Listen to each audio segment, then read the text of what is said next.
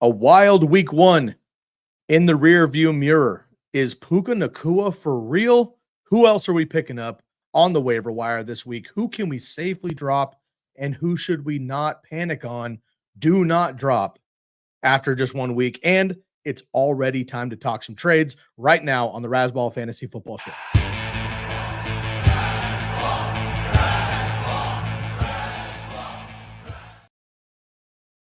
What up, Razzballers? Welcome back to the program. I'm your host, Sky Guasco, with my main full season sidekick. So excited to do this every single week. Once again, my man, Matt Stiles. You can find him on Twitter at Stiles, STILES08. You can find me, of course, Sky Guasco. Everything Razzball, you can find at Razzball Fantasy. Make sure to hit the bell here, subscribe. Of course, you can check us out on Sunday. I'm going to have Matt recap our Sunday morning vibe from this last weekend, what you can expect every single week in a second. Every single article is posted every single day, every single week on razzball.com. We have infinite articles in fantasy football, but we also handle other sports as well. Baseball season's getting into the playoffs. I know not everybody here, Bob Lamarco, is into baseball, but Matty Stiles and I are. We're excited about that. Of course, we're kicking off here with a crazy week one. We're diving into it. Make sure to hit the podcast as well. Download anywhere you listen to your podcast when you're on the go, walking the dog, mowing the lawn, driving to work, what have you. You can catch all of our articles repurposed on the audio side and the main channel right here on Razzball. Today, we're talking about week 2 waiver wire adds and drops, and we're already targeting some trade opportunities and maybe some high-level opportunity after some of our studs had duds in week 1. But without any further ado, Matty Stiles, how we feeling, man? How was your week 1 reaction kind of in general? And please give the people a recap of Sunday. I was traveling. I tuned in for about 10 minutes at the Seattle airport, but I had to get going on my flight. Derek was out on a flight as well, but we'll be back later this season. How did Sunday morning go? How was Sunday in general for you? How was a crazy week 1?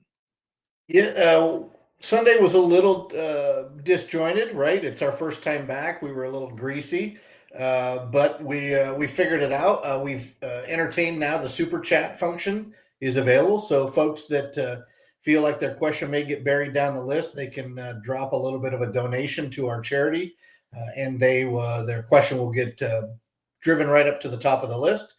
I got a little anxious and excited with that, and was throwing questions up before we answered the other ones, so I got a little bit of a flogging on live YouTube TV, if you will. But we're good. Gladys checked in for about the first hour, maybe hour and a half. You made a little appearance from the airport, and we were good to go. We went all the way up to about 15 minutes before kickoff. The funny thing is, we were about to sign off, and Bob and I were going to start talking about lineups, and we got like 7 or 8 more followers and questions, so we knocked those out. But yeah, it's a good time, and I think it's one of those where you share with your buddies, right? Let them know that you log into this thing for free. Hit the bell. You're going to get notified. You don't have to come in at 7 in the morning on the West Coast. You sign in anytime you want to before kickoff, and we'll be there. So really good time to chat, and we love the questions. The questions are what keep us motivated and moving forward. Absolutely. And we get tons of them. So that super chat function is crucial, Matt. When you got 8 leagues to set lineups for and you need a quick question, throw in a buck or two if you can. Helps the program, helps us run, and it boots you to the front of the line. We appreciate it. Jamie, it's always great having you in the chat, my man. Also, we want to throw a bone here. We know that Razzballers are loyal to Razzball, so I love throwing a bone to the good friends here. Going for 2 is another program as well if you want some fresh content as well. Dropping on in 20 minutes when we're done with this one. You can jump over there. Jamie, appreciate you. If you got any quick questions for us, man, go ahead and jump in quick. Otherwise, Matt, let's get cooking. We got a lot to cover in a short amount of time. We try to keep these mid-season ones a little bit more chunky. And of course, everybody can reach out with the start sits, trade conversation, follow up in all of our chats. Also, leave a comment on our articles. Matt just dropped an article, which we're going to go through here in just a minute or two. I've got mine dropping tomorrow morning on the trade targets. Leave comments down there below, and we can talk it out through the week there. And then, of course, Sunday, we can jump everything else in. And, of course, Jefferson23 in with us as well this evening. Appreciate all of you. All right, Matt, let's jump into your article, man. First of all, let everybody know where they can find your content on Razzball and what they can be looking for weekly from you specifically. So I'm back this year for waiver wire. I'll probably put some do not drop so people don't freak out at the bottom, but it'll mostly be a quick hitter for waiver wire. That's what we'll cover you and I today when we get kicked off. It's always available at rasball.com. It'll be there usually Tuesday morning, Tuesday afternoon. It went up a little bit late today, but that's because our editor in charge, our editor in chief, she was busy today. We're all human, right? We have other things going on. Even though we'd like to admit that Rasball is the only thing we got going on, but went up a little bit later, but it's good. I've already got, I think, maybe a dozen questions and comments already. And you know me, right? I'm batting 1,000. I've answered every comment and every question so far in 2 years, and I vow to keep doing the same. So in fact, I just saw another one pop up, and I'll get to that right after the show. From there, I'm just excited to talk about a couple of the waiver acquisitions, and then tell people to pump the brakes a little bit before they blow their home league waiver wire budget in at the end of the week. I love it. Matt, last thing here before we get into your article. Let's break down FAB. FAAB, free agent acquisition budget is a fancy term for FAB, but you'll hear that throughout the industry. For anybody that's new to fantasy football, or look, man, I've been playing fantasy football 15 plus years. I just in the last 2 or 3 years started moving to FAB. So there's a lot of people who've been playing forever, but they're used to kind of the standard waiver wire acquisition. Now you actually have somewhat like of an auction feel, if you will. Can you just maybe give us 30 seconds on what a FAB budget is throughout a season on how you work your waivers versus just hoping you're next in line every single week?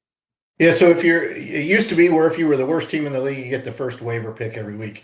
Now everybody, it's highest dollar to the trough, really, not the first pick or first hog to the trough. So basically, you'll either get, most leagues are either $100 or $1,000. The decimal point really doesn't matter. You want to go on percentage of your available budget, and you bid on the players you want. Example, we'll talk about this in a minute. J.K. Dobbins goes down. If he was your running back one and you passed on running backs for most of the draft and you're sitting with somebody like him and Cam Akers, you're going to have to spend up your fab to ensure that you get a Kyron Williams or a Justice Hill / Gus Edwards, or maybe even a Tyler Algier, who got an honorable mention in my article because he's slightly over 50% rostered. So really what you have to do is you have to determine, just like you would with a home budget, how much are you willing to spend to get to week 2, to week 3, to week 4, because in week 7 and 8 and 9 and 10, when those bye weeks start kicking in, you don't want to have a zero base budget. At that point, you're going to have people outbidding you $1 to no dollar, and you're going to be stuck. So we answer those questions too. If you throw them at the bottom of our articles or on Sunday, if you've got a question. Now, mind you, usually Wednesday or Tuesday night into Wednesday morning, those fab transactions will run. After that, all the players go down to $0. So unless if they clear waivers, that means Wednesday afternoon, you'll probably be able to get a waiver acquisition for $0. So if you're willing to wait, you can pick up players for free.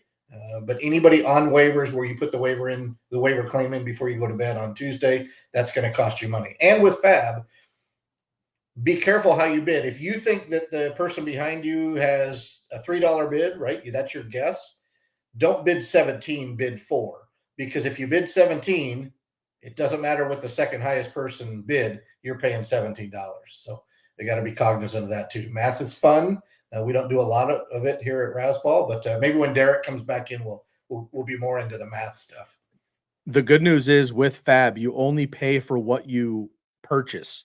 Correct. If I bet $17 on Gus Edwards and you bet 18 and you outbid me, I get my 17 back. You pay 18. So that's good news. So be willing to pay for what you think that player is going to be worth and know your league. Like if there's somebody that's going to be a high priority, you got to spend up for him. But also be realistic and try not to blow your budget early, because this kind of stuff does happen early. I will say though, week 1, 2, 3, as we're getting going, and guys like Puka Nacua do pop off, you're not going to find a Puka Nacua most likely in week 7 on. You get these guys early in the season without an injury. So just be cognizant of that. And they're more powerful in guillotine leagues, especially, right, when you're resetting that lineup every single week. So really try to monitor that VAB, but just want to give a review for anybody new to that style. It's my preference for waivers for sure. And it's just kind of a fun auction element, which I know is also popular in certain communities in the fantasy circle there. All right, Matt, let's jump into it then. We just talked about the Ravens running back briefly. We'll get into them a little bit more in depth here in a second. But first, let's talk about the quarterback position. We're not going to get too deep into it unless you want to share it as a lifelong Packers fan. Obviously, seeing Rodgers go down is just horrendous. I mean, fandom aside, having somebody like him, a legend in the NFL, go down the way that he did. I don't want to speculate at all the rest of his career, but just horrendous, unfortunately. With that, there's other quarterbacks that struggled mightily this week and other injuries pop off. So right off the bat, who's a quarterback you're looking at off the waiver wire ad that most likely was not drafted? And we always do the caveat in single quarterback leagues. Super flex leagues, you're going to have 30, 40 quarterbacks drafted because you have to. In single quarterback leagues, Matt, who's a quarterback you might be targeting this week? So the irony runs thick with me. I wrote and submitted this article before the Monday night game. So watching that game, I actually stepped away. My wife knows enough about football to be dangerous. And she said, I don't understand why he got up and then sat down. I said, well, he probably did that so the trainer could come over, check him out, right? He gets a little bit of a breather. And then to watch him be helped off the field led me to believe that Aaron Rodgers was in significant distress. And then obviously they just played the replay over and over and him being on the card over and over. And I'm a Packers homer, but I love this guy. And I loved Brett Favre when a little bit after he left, right? I don't like how either guy left town, but as a Packers homer, writing this article prior to the injury, my number one waiver wire quarterback ad was Jordan Love. He absolutely tore the Chicago Bears up. It's what Green Bay Packers quarterbacks do. Matt LaFleur has never lost to the Bears. The Bears have started deleting tweets and they're going back into their cave, right? As the old pun would go, right? Is it time for them to hibernate again? I don't know. But this kind of goes to the don't panic, right? I think Jordan Love is a good ad, especially if you lost a guy like Rodgers. But what you don't want to do is you don't want to panic on Justin Fields. You don't want to panic on Joe Burrow. You don't want to panic on Daniel Jones. Those guys are going to be okay. But if you lost your quarterback or if you went zero quarterback-ish and you realize, hey, Jimmy Garoppolo was really not the answer, he didn't throw enough, I don't think they're going to, then Jordan Love's a good quarterback to look at. And you can probably, in my estimation, you can probably wait till Wednesday afternoon to get him for free. I don't think you have to put in a fab bid for him because in single quarterback leagues, everybody except the owner that drafted Rodgers as their number one is probably good to go. So what I would do is I would not put in a fab and then I would be okay. If you lose out and you are scared, maybe look at Brock Purdy, who's less owned. Maybe look at Matthew Stafford, who's less owned. But again, Stafford is about to, and we'll talk about it in a minute, he's about to go into a nasty matchup, and I think you're wearing the hat of the baseball team in the same city. I would not expect Matthew Stafford to be the same guy in week 2 that he is in week 1. But for me, it's Jordan Love, and then a little bit in the background, maybe some Purdy, and who's the other gentleman I mentioned? I mentioned somebody else. I don't know, talking too damn fast. You're on mute, buddy.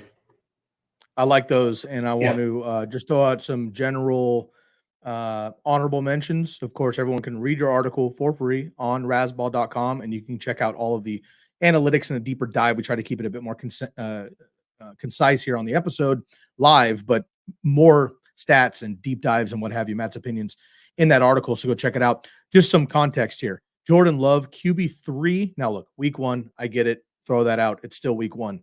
Number 3 on the week, right? QB 23 fantasy points. Another waiver wire guy was not drafted in single quarterback leagues. Mac Jones, somehow 25 fantasy points behind Mac Jones, behind only Tua, which is Tua's going to be insane while he's healthy. We all know that. Mac Jones, though, number 2 on the week, 25 fantasy points. A couple other guys. Anthony Richardson, depending on your league, may or may not have been drafted, right? Kirk Cousins, Brock Purdy, Sam Howell, Jimmy Garoppolo, whether we like it or not, and hashtag Baker Mayfield way outside the top 12, so blowing Matt's preseason bold prediction out of the water. He's all the way down at QB 13 right now, 0.1 behind Jimmy Garoppolo. So outside the top 12, we can't count it yet.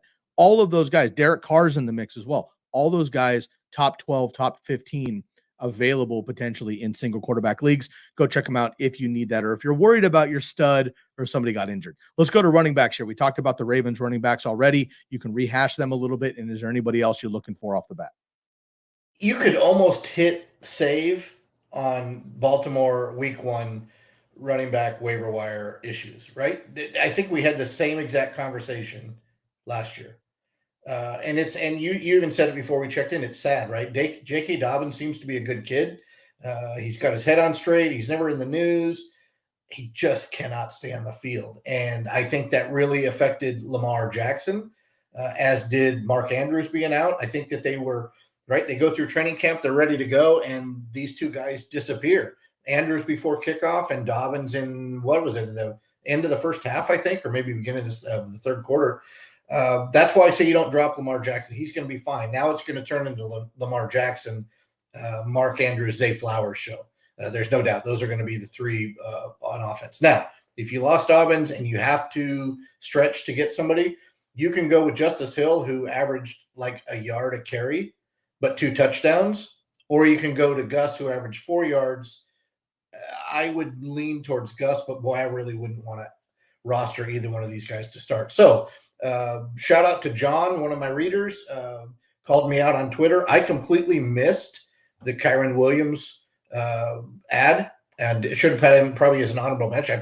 He could have led the article, really. But because I was so focused on my wide receiver who plays for the Rams that we'll get to shortly, I didn't even look at another Rams player. So Kyren Williams is one that should be on the list. He's only 7% rostered in Yahoo leagues right now. So that's a guy that you can trust.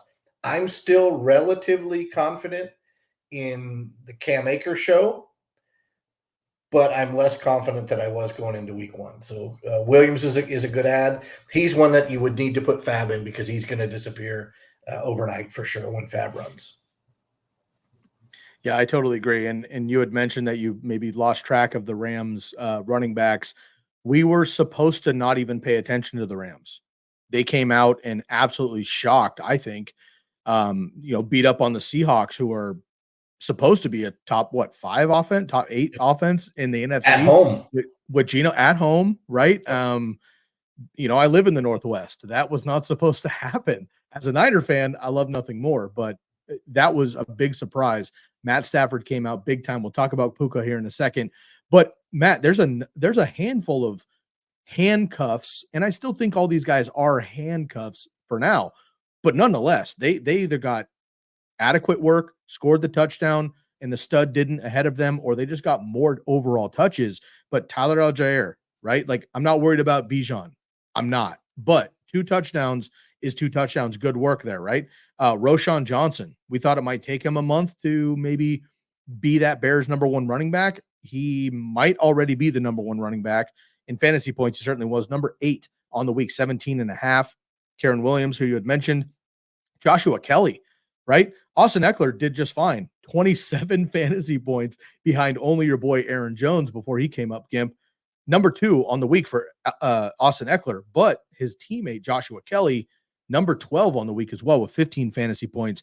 Keep an eye out there. Brian Robinson, clearly the number 1 running back in Washington so far there. Raheem Mostert came out and did well while he was healthy, number 18. Justice Hill, as you mentioned, Samaje Perine, Miles Sanders, Kenny Gainwell, my man, number 24. So some of these guys aren't league winners per se, but look, they're getting work already as a backup, quote unquote. If anything happens to that top dog, they're going to be in greater shape even. So make sure you go check them out. You got a handcuff at minimum who's getting work. And if anything happens to the guy in front of them, you are off to the races right now. And I don't think that people are going to target those backups unless they have that player. So you might be able to take advantage of that. All right, Matt, we buried the lead.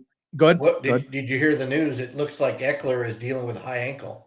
So Josh Kelce, to me, he moves up. That news came out after I had submitted my article. So Joshua Kelce moves up my list significantly, ahead of the Baltimore guys and ahead of Algier as well.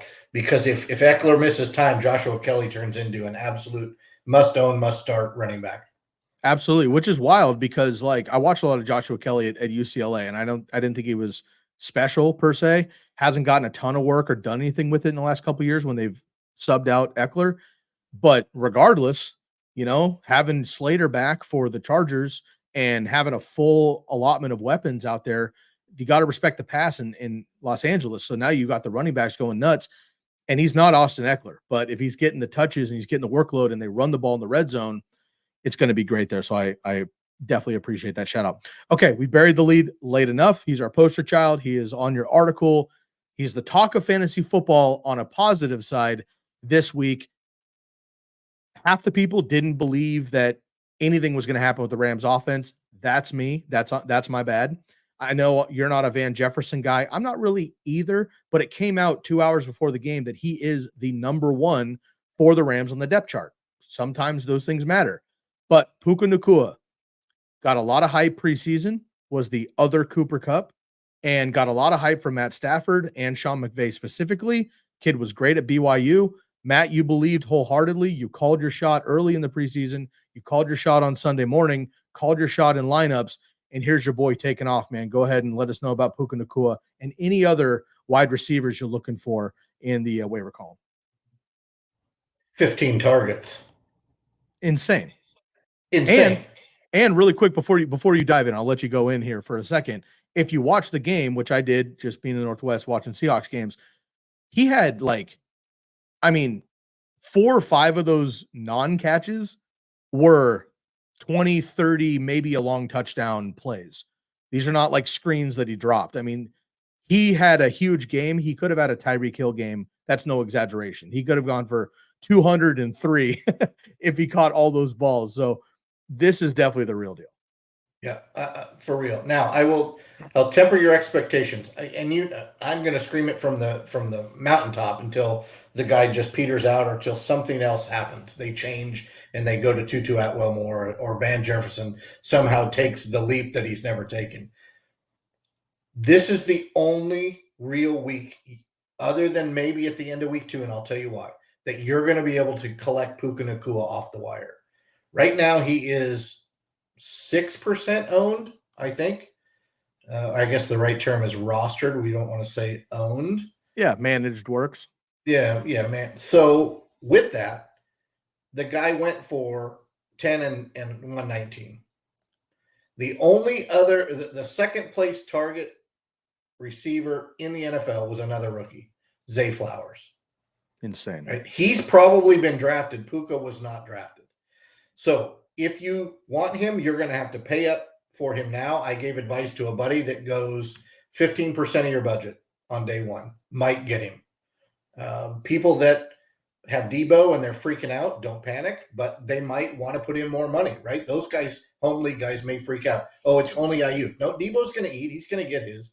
But if you don't get him this week, keep an eye on him after week 2, because he's going into he'll be at home, but against the San Francisco defense that just embarrassed Pittsburgh.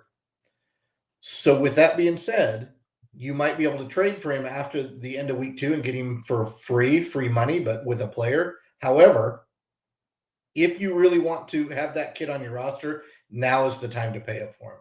I will say this, he may not be a long-term play, but we don't know right now how long Cooper Kupp's out. When Cooper Kupp comes back, tell me why Sean McVay would not want to put Tutu, Puka, and Kupp on the field at the same time. If 1 is good, 2 is great, why is 3 not the greatest? Right? Remember when they had Holt and Bruce and Akeem? Right? Those were not huge receivers. Akeem being the smallest one, but you can run an offense with those 3 guys. You don't need a Mike Evans. You don't need a huge receiver. So I think that it's up in the air. We don't know what it's going to look like when Kupp comes back. We don't know right now. Nobody knows right now what his injury really is. And this kid is legitimately trying to be Cooper Kupp. And in week 1, he flat out looked like Cooper Kupp. He was. Yeah, he was. And also, not only did he have the receptions and the yardage, but again, the targets matter. And yes, Cooper Kupp might come back super healthy week 5, and he gets 15 targets and Puka gets 3 and c'est la vie. The reality is Cooper Kupp is not allowed to play until week 5. Period. Like he's on PUP. So like he can't play until week 5. So at minimum, you're getting 3 more games of Puka Nacua. And I think you're right, Matt. Like we've been kind of joking about Tutu Atwell, who was a 2nd round pick years ago, and we're like, where did this kid go? What now there's a spot for him, and he played well, right? Tutu Atwell, who's nobody's talking about because Puka went off. Tutu's wide receiver 15 in PPR. He had 18 fantasy points himself, and nobody's talking about him. Yep. If you miss out on Puka, just like you said, Jordan Love might be free on Wednesday afternoon when waivers go through overnight. If you miss out on Puka, I might go get Tutu for free, for 0. Yep. Because even if he's getting 8 targets, but this offense is actually cooking and Matt Stafford's actually healthy, which we don't expect to happen all season, but look great. And look, we're not going to get into the running backs necessarily. I'll get some trade targets up in a few minutes. Cam Akers is not it, at least not right now. And Kieran Williams was fun, but if they don't trust the run game, they're going to sling it as long as they possibly can. And the reality is the Rams defense played really well against Seattle, but if they don't end up doing that to a non-divisional opponent, they don't study and know in and out, they might get boat raced in a game or two, and they're going to have to keep throwing the ball. So it is just week 1. I'm trying not to overreact, but Puka is legit, and Tutu Atwell got work as well. One thing I do know, Van Jefferson's not the number 1. And even if he is number 1 on paper, he's not the number 1 for Matt Stafford, period. So you can go ahead and drop him, pick up Puka and or Tutu Atwell. I like that a lot. Matt, maybe just names for sake of time. Any other names in general you want to throw out for wide receiver? He's really my guy, but you can look at a Darnell Mooney who had a great game. You can look at Romeo Doubs, who doesn't seem to be on a whole bunch of rosters. Now he'll take a hit too when Watson's back, but we don't know. Is Watson going to be back? Actually, do we even know that he's going to take a hit? Watson should go up against the number 1 corner, and Doubs and Jaden Reed looked pretty good. That also, so did Luke Musgrave. The offense looked good. Again, it's the Bears, so temper your expectation. But I like Doubs. I like Mooney. And really, if you want to take a flyer, right, you go back to Mac Jones. Who did he throw to? Mac Jones? He threw to Kendrick Bourne. That's my guy. If you have a deep bench, you want to stash somebody, Kendrick Bourne is another guy. I don't know. I didn't look up Jacoby Myers' rostered percentage, but that's a guy that 30%. No, I was going to say wide receiver 3, 30 fantasy points. Yep. Insane. So if he's out there, that's a guy I would throw some money at too. But realize that he's not going to do that every week. Devontae Adams is more likely to do that every week. So yeah, he also, unfortunately, Jacoby Myers did have a great game. He looked fantastic. Obviously the distant number 2 to Devontae, but he suffered a pretty serious concussion as well. So he's most likely out this coming week, meaning you probably don't have to put in fat because people aren't going to reach for him. Go pick him up for free if you'd like later on in the week and stash him on your IR and then have him come back. Obviously a good role there. And look, I'm Jimmy Hader, number 1. The Raiders, for what it's worth, they won a game 17-16, whatever. The point is they won a game, and Jimmy's good enough for what they're doing right now. And somehow the Raiders, folks, are the only team with a win in the AFC East. You can clip that and YouTube it as long as you want, Raider Nation. Enjoy it while you can. You would definitely will not be 500 once the season is over. All right, Matt, let's get into tight ends really quickly. Maybe just give me a name or 2 for tight ends, and people could find the rest on your article. It's a wasteland. If you waited on tight end, you're fine. Just go out and what I would do is start grasping at straws, right? Who's got the funnest name? Who's got the best matchup? What player, right? Look at Luke Musgrave. Look at Dalton Kincaid. Look at Hayden Hurst. Look at Hunter Henry. But it's probably going to be a roller coaster for you all year. One name that I'm leaning towards, I bet gets dropped, is Chig. I bet you he gets dropped. He's a name that you could probably pick up for free once he clears those waivers. He is probably the best of the lot. Maybe somebody is crazy and drops Njoku. That's another guy you might be able to pick up for free. But if it's me and I'm streaming tight end, it's Logan Thomas, it's Luke Musgrave, maybe Hunter Henry, and probably Hayden Hurst because rookie quarterbacks rely on their tight ends a little bit. So those would be about the 4 that I would look at, but I'm not excited about any of them. Listen to this madness. Top 15 tight ends in PPR. Top 15 Tight ends and PPR. Matt, I want you to listen closely. Tally in your head how many of these tight ends were drafted at all in a 12-team league. Okay. Hunter Henry, number 1. Hayden Hurst, number 2. TJ Hawkinson, number 3. Donald Parham, number 4. Evan Ingram, number 5. Cole Kmet, number 6. Blake Bell, which obviously that's going to be Travis Kelce soon. Sam LaPorta. Harrison Bryant, not David Njoku. Adam Troutman. Logan Thomas. Zach Ertz. You guys remember Zach Ertz from 11 years ago? Luke Musgrave. Tyler Higbee. Kylan Granson. And Durham Smythe just to round it out in the top 16. What do you got? 3, 4, maybe 2.5? 4 if you count Higbee. Yeah, Higbee probably got drafted. LaPorta probably got drafted. So you're talking 25%. Now, we had 3 for sure. We had Kelce, we had Andrews, and I'm going to count Kittle, even though he played. He was not 100%. He had a groin issue. They avoided him on purpose. Brandon Ayuk went nuts. Thank you very much. So did Christian McCaffrey. That game was over quickly. They didn't need him. We had 3 of the top 5 tight ends out of the game. Hawkinson produced. Waller, the Giants had no chance right off the bat. We know how that went, but he got his targets. He'll be fine, I think, moving forward. And Kyle Pitts is still, MIA. But nonetheless, those guys will fill up the gaps. But we still have 8 more spots, Matt, in the top 12 who are guys who are not on rosters right now. So I wouldn't even put Fab on a tight end. Nope. Like, I just don't think you need to. Wait for them to clear. Put it on Puka. Put it on Kyron Williams. Put it on the Ravens. Whatever you need to do, running backs and wide receivers. Wait till Thursday morning. Then you can start picking up the scraps. Go get Jordan Love. Go get Mac Jones. Go get Baker Mayfield. Are you kidding me? Pick up these guys, Jimmy Garoppolo. Pick up these guys for free. Go to the tight end position. Go get one of these 6 guys based on offense, based on matchup. You can always stream those 2 positions. I like that a lot. Matt, we have a trade question in here that I'm going to pull up for you in just 1 second. Then we're going to get quickly into my trade targets. I'm just going to throw a bunch of names at everybody this week, and we're going to dive in a little bit deeper in my article available on rasball.com with everybody else. But also it's week 1, so I got a bunch of fun names that you can go try to trade for and see what happens. Moving forward, we'll get a little bit more in depth. But before I do that, any other general name, floating names? You want a kicker? You want a streaming defense? Is there anybody else that maybe we scanned over? There's somebody else you want to target personally on the waivers? No, for me, it's going to be wait. I waited on kicker and defense and somewhat on quarterback. I'm going to do exactly what you said. Wait for those guys to be dropped, which will be every league that you play in, unless you're in a super duper expensive league or with real experts, all of your home leagues, somebody's going to panic. They're going to drop a player, and you just need to be a shark in the water. Now, mind you, there's a second opportunity for Fab. Fab runs Tuesday night into Wednesday morning, and then when somebody gets dropped, they go into waivers, right? They'll either be a green plus or a yellow plus. If they're yellow on some of these, that means that they are under waivers. Go bid $1, $2, $3 for the guy that should not have been dropped. I had one of my readers today said, I got the number 1 waiver priority. I have the Bills defense. Somebody dropped Dallas.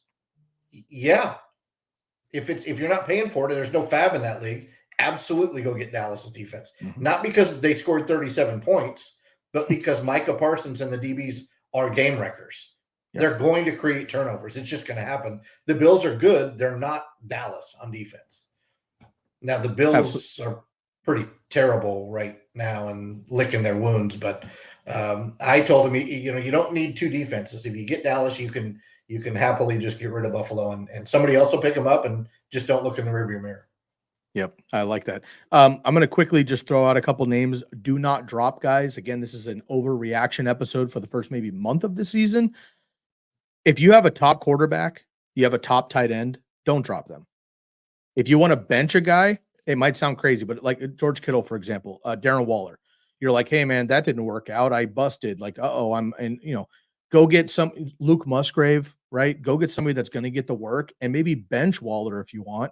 Make him prove it for a week, and then you can drop Musgrave and go back to Waller if it works out. Go ahead and do that. It's fantasy football. You play the matchups, and like you got to bench some of your studs sometimes. Do not drop these guys. You're not going to get them back. If I'm in your league, I'm taking them immediately because it will even out. Top quarterbacks as well, Burrow, Lamar Jackson, anything like that, Daniel Jones even, don't drop those guys. Okay, Dak Prescott, whatever, don't drop those guys. It'll come back around. Running backs and wide receivers, though, you might be a little gun shy. Okay. Let's say Michael Thomas, for example, right? Chris Godwin, Marquise Brown, George Pickens, Mike Williams, Diontae Johnson. I know he had the injury. I would definitely just throw him on your IR and wait it out because he got all the work before that. And the 49ers are the best defense in the NFL. This side of Dallas, if you want to throw them in there, obviously they're dominant, but overall defense there. Running backs wise too, again, keep an eye on that, right? Like there are certain guys you don't want to get ahead of yourself on. Keep high level handcuff opportunities. Najee Harris, don't drop him. You look to trade him if you want to, right? AJ Dillon didn't do much in this game, but now maybe Aaron Jones is out for a little bit.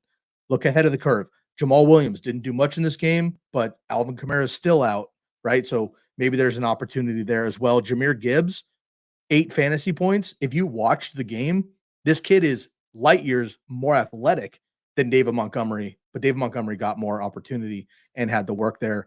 Cam Akers, Dalvin Cook, Josh Jacobs even. You guys know how I feel about Josh Jacobs. Obviously, you're not dropping the stud running backs. They should bounce back and even out. So keep there. All right, Matt, let's jump in it before I get into my trade targets. Kid Covey wants to know, we got a trade question right off the bat. We talked about Jahmyr Gibbs. Let's get into it right now. Jahmyr Gibbs for Garrett Wilson, half PPR. He's getting Gibbs. Now, Kid Kobe, it's hard to do this in these kind of questions, so we have to kind of assume that you need a running back and you don't need Garrett Wilson somehow, which is tough. Obviously, Aaron Rodgers goes down. We're concerned about that. For me, Matt, this is a no-brainer regardless, even player to player, because of the Aaron Rodgers situation. Do you believe in Zach Wilson? They did somehow get that win against a great Buffalo team, and Jahmyr Gibbs didn't show us a ton, but it's potential. For me, I'm a fan anyway. I'm going to go Gibbs in this one. Half PPR, are you going Gibbs or Wilson? What I saw from Jahmyr Gibbs is that he's special. Me too. And how he only ended up with 8 points in that game is beyond me. 8 fantasy points.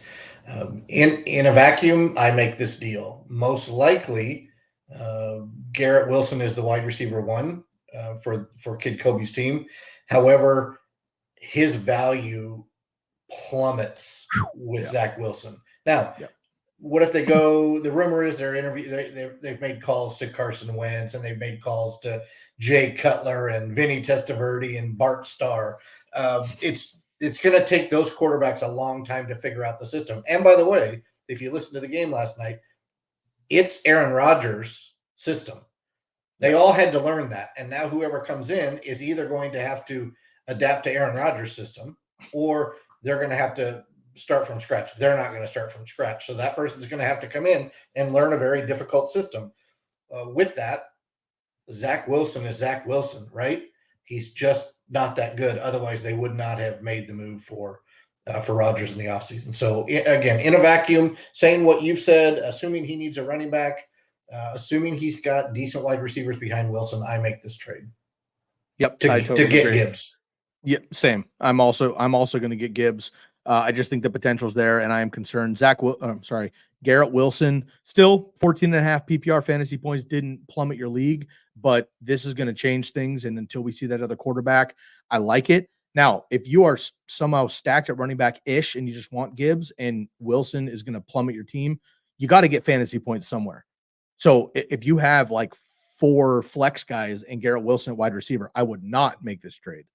But if you have 1 or 2 other studs that you're confident with in your wide receiver position, you're trying to fill a gap with maybe you lost J.K. Dobbins or something, you get Gibbs. I like that.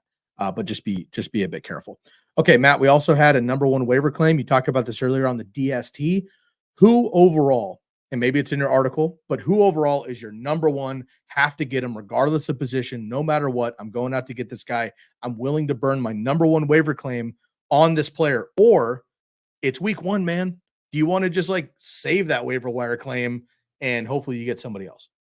Yeah, there is no clear number 1. So not even Puka. That's my number 1 if I need a receiver. Yeah. Right. If I lost J.K. Dobbins, it's a totally different story. If I lost Aaron Rodgers in a 1 quarterback league, totally different story. But I will tell you this: I'm holding that number 1 waiver position unless I absolutely have to have somebody. So it sounds like what Matt's saying here is I went 0-1. Should I waste it? And on who? No and nobody. Now, if you have a Diontae Johnson, you can move to IR, maybe blow it on Puka. But Right now, I'm not blowing it to blow it.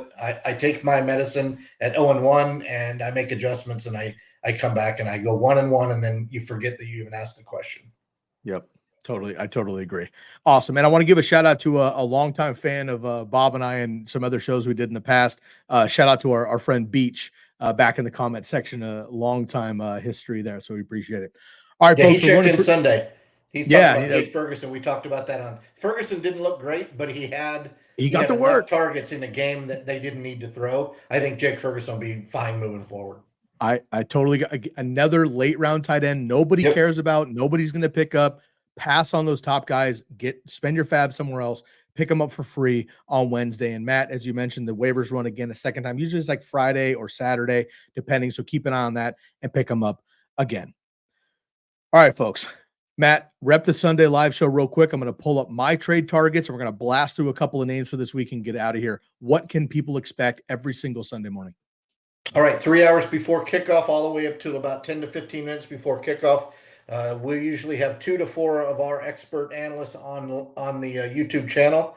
Come in, drop your questions on the right-hand side. If you are in a hurry or if you need to get those questions answered faster, you can use the super chat function, drop a little bit of a donation for our charity and for the writers, and we'll move you to the top. Bottom line is we will get to every question within those 3 hours that we possibly can. The only way you're not going to get one answered is if we sign off and you happen to hit send at the exact same time. We answered all the questions. What I always say is come for the analysis and stay for the laughs, because you'll get them.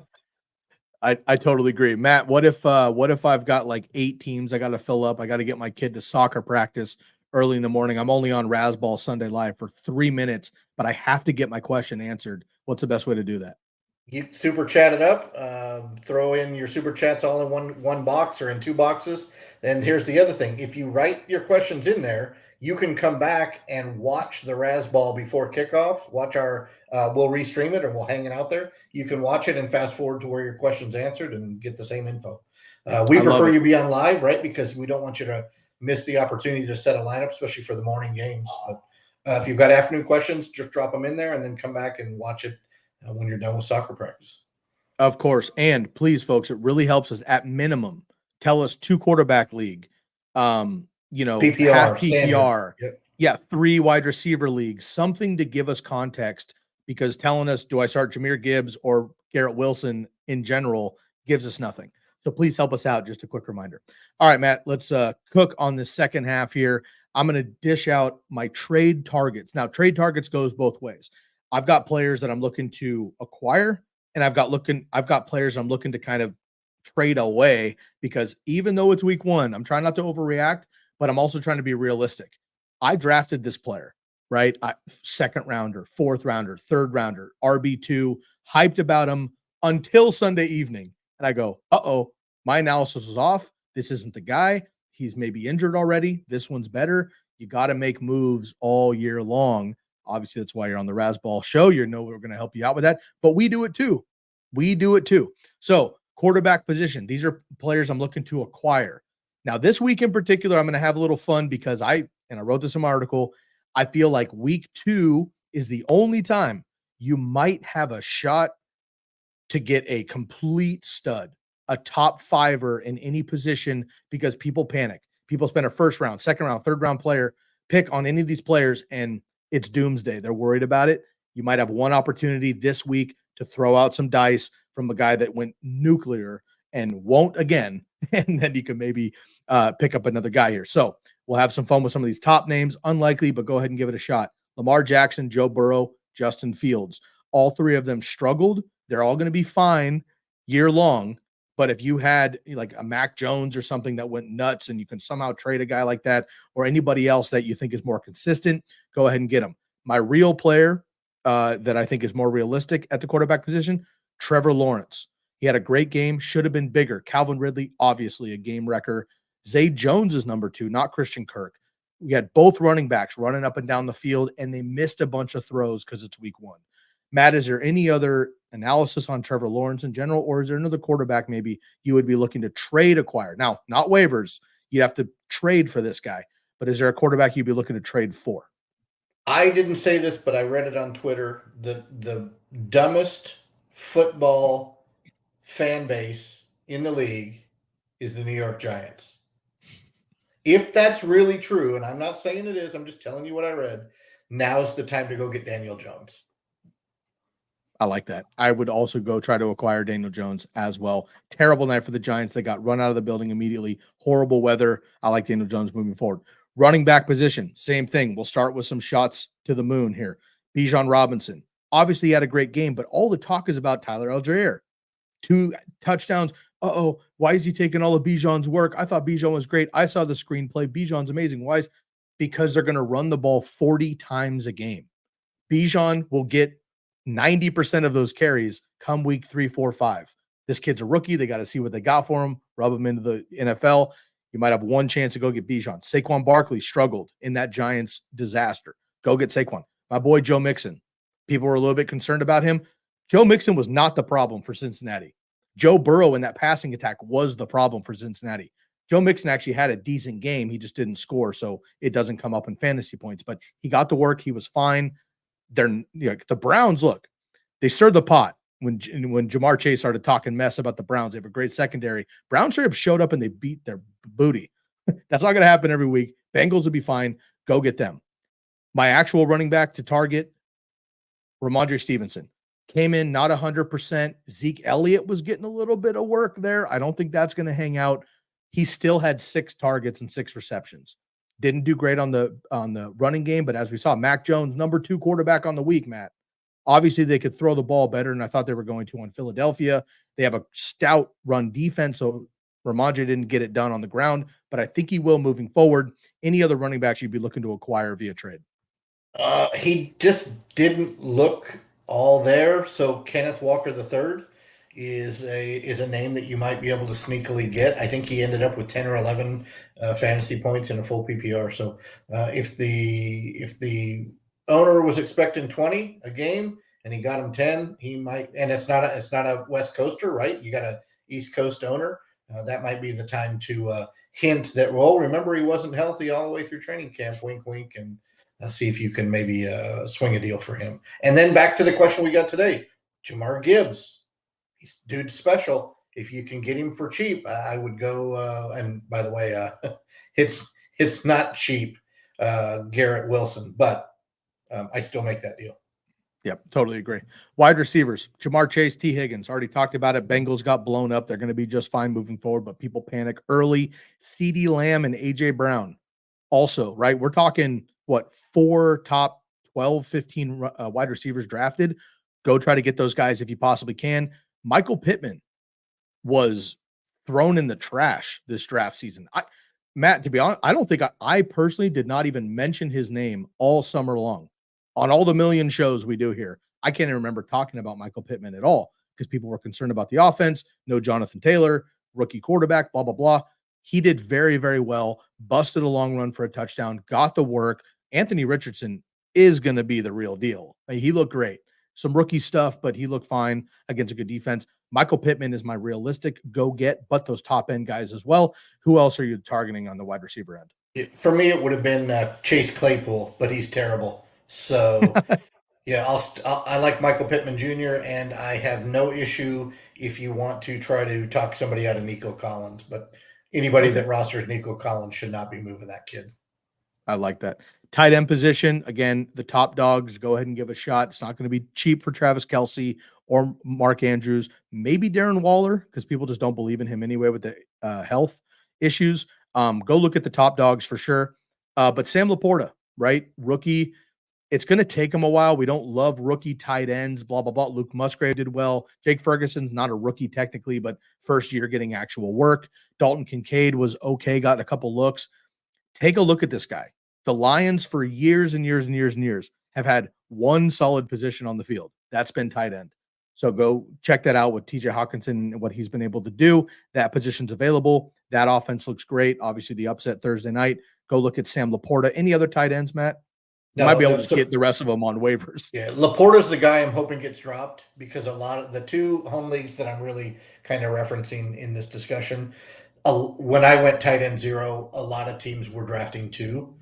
And I made mention to you, why would you take Hawkinson in the 3rd or 4th and LaPorta in the 7th or 8th. It doesn't make any sense. So if that team got boat raced, and I think they probably did, then they need to make a decision. Why are they rostering 2 tight ends? I hope they drop LaPorta. Well, if they're crazy, they drop Hawkinson, but they won't do that. And I'll jump all over LaPorta. 5 targets, 5 catches. I'm good. I'll take that every week. Love it. All right, my tight end or my players I'm looking to get rid of. Dak Prescott. He was a bust in my article earlier, just a couple weeks ago, heading into the season. Dak was fine. The Cowboys absolutely smashed. This is why I'm suggesting that you potentially get rid of him. The thought process coming out of Sunday night is that the Cowboys obliterated the Giants, which they did, but it wasn't because of Dak Prescott. It was because of the defense. It was because of block kicks. It was because of the run game. It was because of great field position. It was because of errors on the Giants side. Dak Prescott's fine. He's not a league winner. If you can turn Dak Prescott and, let's say, I don't know, a piece into Joe Burrow or Lamar Jackson, even Justin Fields, I would make that move personally. So Dak Prescott is a guy that I would be looking to sell high on. That's what we want to do. Buy low when someone struggles, sell high when they overachieve. Dak Prescott is my quarterback. Matt, I'm going to run through all of these and just ask for a name or two at the end here. Running back, unfortunately, and I got to eat this one because I was a big fan. I drafted him everywhere, and I'm disappointed about this one. Cam Akers. No way about it. Now, what I want to say is, Cam Akers got 5 carries, and he didn't do well, so they turned to Kyron Williams. That's not the case, and that's why it's bad news. He had like 20 touches for 25 yards. I mean, it just didn't work out. They didn't use him in the running game. Or in the passing game, I should say. He got dominated early. They went to Kyron Williams. He blew up for 2 touchdowns. He was catching the ball and making plays. And we know Sean McVay was like, okay, another excuse to hate Cam Akers. He's gone. And that was it, right? The game was over for him. And he got plenty of work. Was not efficient. I hate that. My boy Laquan Jones, friend of the show, Real Deal Fantasy, posted this on Twitter. 22 attempts, 29 rushing yards. Quick math, Matt, for those of us that love Matt, 1.3 yards per carry. Not going to get it done. He had 45% stuff rate. That means he gained less than a yard stuff rate. Horrendous. Didn't work out. Cam Akers, I got to cut bait before I get too invested. He's gone. Wide receiver, it was hard to find somebody that I thought was worth a sell. Adam Thielen. Okay, there you go. I don't even know if anyone was drafted Adam Thielen. But Deebo Samuel, I'm gonna double up on my 49ers. Tight end and wide receiver, Deebo Samuel, George Kittle. Brandon Ayuk is the truth. I know it's just week 1, but it's not just week 1. That's why I came out in my article, and Brandon Ayuk was my breakout guy. He was my guy for me. He was a guy that Derek and I had talked about right before this a draft episode on our last episode together, Matt, right? Where we were drafting, we were trying to pick up Brandon Ayuk everywhere we could, save the value on Deebo and Kittle and get Ayuk later, and it worked out. Deebo Samuel is awesome. That's why I think you can sell him on name value, but you can increase. T. Higgins for Deebo Samuel straight up, I think that's possible, and I would do that. Deebo Samuel and another piece for like CeeDee Lamb, AJ Brown, I would go do that. Absolutely. George Kittle, he's not 100%. And even when he is, he had doubled his career high last year in touchdowns with 11. He's had 4, 5, 6 the rest of his career, and everybody was hurt when he was out producing. That's not the case. Everyone's healthy right now. I don't want to deal with that. I don't want to deal with him being the best pass blocker in the NFL. Doesn't matter. So I love my boy George Kittle, huge fan, love Deebo as well. But for fantasy, I got to cut bait. Is there anybody else, Matt, I didn't mention that's maybe a stud, high-profile name, a guy that, overachieved potentially, and you're looking to cut bait with him now while you can sell high? Like you, I'm going to keep Akers for one more week and see if McVay is truly a nut. Right? He hates your fantasy team. We say that all the time. Let's see if that changes. If it doesn't by the end of week 2, maybe into week 3, then I'm completely out. I will say this interesting trade when you mentioned Dak that came across my mind. Right? How about you package Dak and Puka for Burrow or Lamar or Daniel Jones or somebody like that? That's one of those sneaky trades where you had the number 1 waiver. You grabbed Puka, you've got Dak, you package those 2 and go get one of the, Joe Burrow threw for 82 yards. If that guy got blown out, that owner, then they're looking to do something and they might be crazy enough to look at the 40 points that Dallas put up and I like that. Inadvertently think that Dak did all of that, which he obviously did not. Yeah, and look, I don't draft players to trade them. I don't pick guys up on waivers to trade them.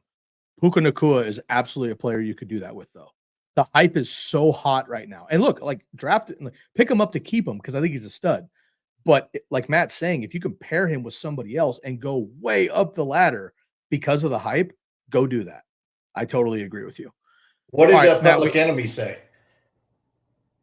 Don't believe the hype. Don't believe the hype. Unless Ayuk is on fire. Let's go, fam. You come for the analysis. You stay for the musical content. Yep. Matt, I'm going to do this only because Beach has been with me for years, long time. I'm going to mention a quick question here. This should be on the Sunday live show, and Beach knows better, but did mention an early question, needed a little bit of help. We got you real quick before we get out of here. Jefferson quickly just knows what's up. Absolutely right. Okay. Really quick, Matt, full PPR. Look, Beach has got the format and everything. Look at this, folks. Full PPR, Jordan Addison, Cortland Sutton, who had a nice game for the Broncos, or Quentin Johnston this week. I'm going to let you go first here. Full PPR, Addison, Sutton, Johnston. I'm going to pass on the rookies and go with Cortland Sutton. I am also Jordan Addison is absolutely the truth. I think Johnston is too, but not yet. Cortland Sutton played well. Wilson looked fine. I too am going to go with Sutton there. I like that. And this is probably satire, which I mentioned in the comment section. Just traded Kelce for Jimmy Graham. If this is true, I want a screenshot, and this might be the backdrop of my show for a week. Like, if this is legit, send it to me, and I'll put it as the backdrop. If not, please do not do things like this in fantasy football. Now, in Hall of Fame standards, maybe. And by the way, you may not know this, right? You've been traveling. Jefferson is the newest writer for Razzball. Oh, I love it. Jefferson, I apologize. I'm sorry. I have been traveling. I wasn't aware, and I should have known look, with the take like this, Ayuk is the truth. I should have known. I will wear that, and I apologize. Thank you for the correction. Yeah, his first article is up. Basically, it's takeaways from week one, and let me get you the title of it. Week one takeaways, Jefferson. He's already got 18 comments on his article. 18. Jefferson, save a few for the rest of us. My goodness. We're just here to have fun. Come on now. All right, Matt, look, long in the tooth. We can't make this a 15-minute. It's not going to happen. You know, Bob probably is not going to send us Christmas gifts because we go so long on these, but I'll tell you what we do. We answer all the questions. We get to all the content. We mention a ton of names for waiver, a ton of names for trades, and we're helping the people. It's only week one. We're here all season long, folks. Make sure you come out every single Sunday live, 3 hours before kickoff, whatever your time zone is. We will be here. Smash that button, hit a comment. Let us know what your best waiver wire pickup is. Let us know your trade questions. And also make sure to DM Matt Stiles if you'd like to midweek to get those questions done. Stiles08. You can also, of course, hit me up as well if you choose Sky Guasco. And you can hit everything Razzball at Razzball Fantasy. Hit that podcast as well anywhere you listen to it. Matt, before we go, any other final thoughts? Any other takeaways for week one? Anything you'd like to grace the people with before we get out of here for this week? Two things. If you're looking for me, that's my Twitter handle. However, I write under Mitch Staniger. And the second part is Mariners took the lead. Let's go M's. Let's make the playoffs. Hey, Haniger hit a sliced double last night, put the Giants ahead. I love it. We love him from the M's, but I love him now for the Giants. We're going to talk baseball some other time because we got another 4 hours of content for that. We'll catch you next time. Best of luck, everybody, with your waivers. If you got fab questions, hit us up in the comments. Hit us up on the DMs. We got you. We'll catch you next time right here on the Razzball Fantasy Football Show. Best of luck, everybody.